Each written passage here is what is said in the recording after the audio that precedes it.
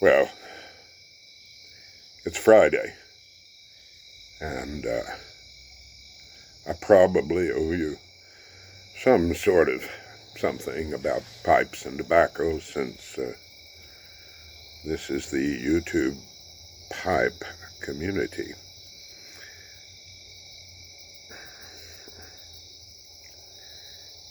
I talk about pipes and tobacco all day, but I don't always tell these stories that involve them. And when I was at school in Boston, getting a much better education than I realized at the time, I was one of a number of pipe smokers on the campus. Small campus, small school. And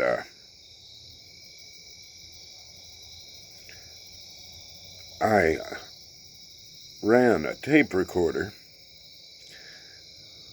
for Greek students to listen to, transfer students from Greece, to listen to so that they could learn English. And they played them the most horrible examples of English. It was AM radio.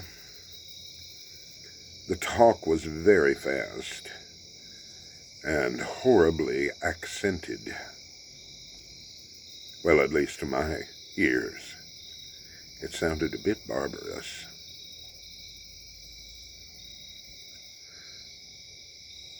And for that, I got $6 a week. This was a lot more money than I'd have had otherwise, which would have been $0 a week. And my needs were actually very few. So I put money in my pocket, and I walked from the school down to the little, what are they calling them these days? Exurb. It was a town in the towns surrounding Boston. I walked down there to the main street, and there was the hardware store and the haberdasher and the drugstore and the bank. And I walked into the drugstore, and I bought a package of Granger pipe tobacco.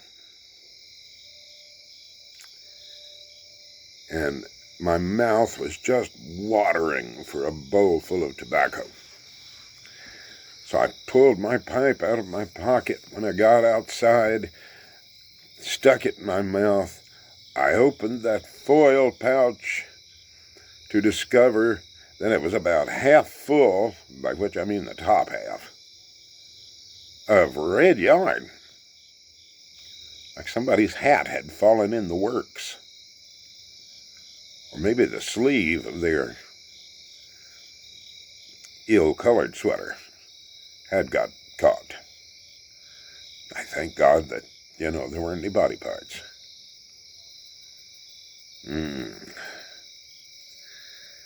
And I looked at that, and I shook out all of the tobacco I could from that red yarn back into the pouch. And I threw the yarn away, and I knew that they weren't going to do anything about that package of tobacco. Why would she care?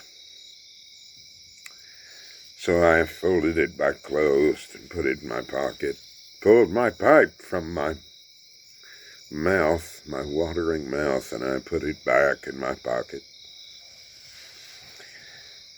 And I began my dejected walk back to the school.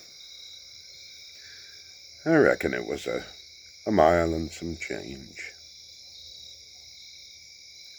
Up to the place where I cut through the woods. Beautiful woods. We saw a snowy owl there once. And a pheasant once, too.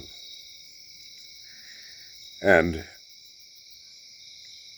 back down to my dorm.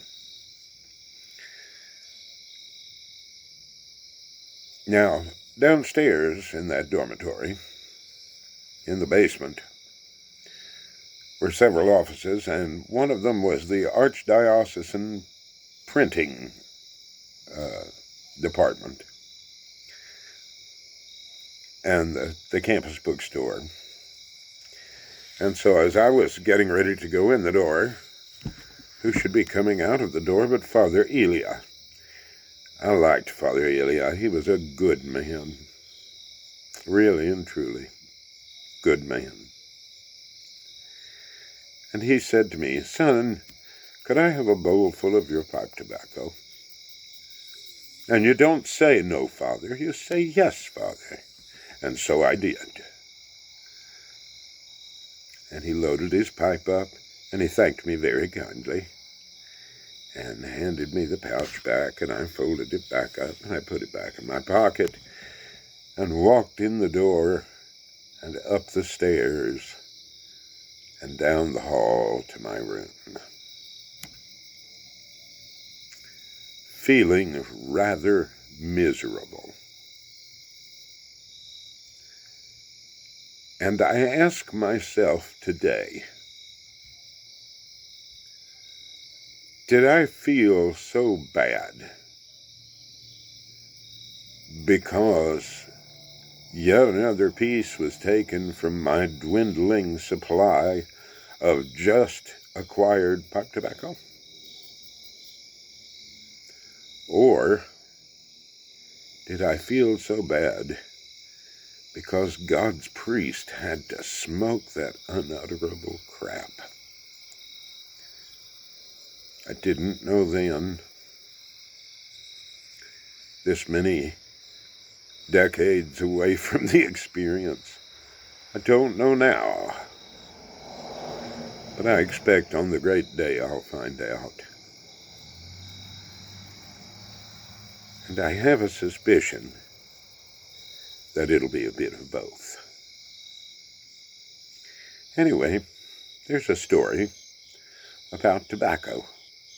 Really, really bad tobacco. I'm sure that all of you have a story about some bad tobacco too. Maybe you want to mention it, and maybe you don't. Either way, thanks for listening. Good night.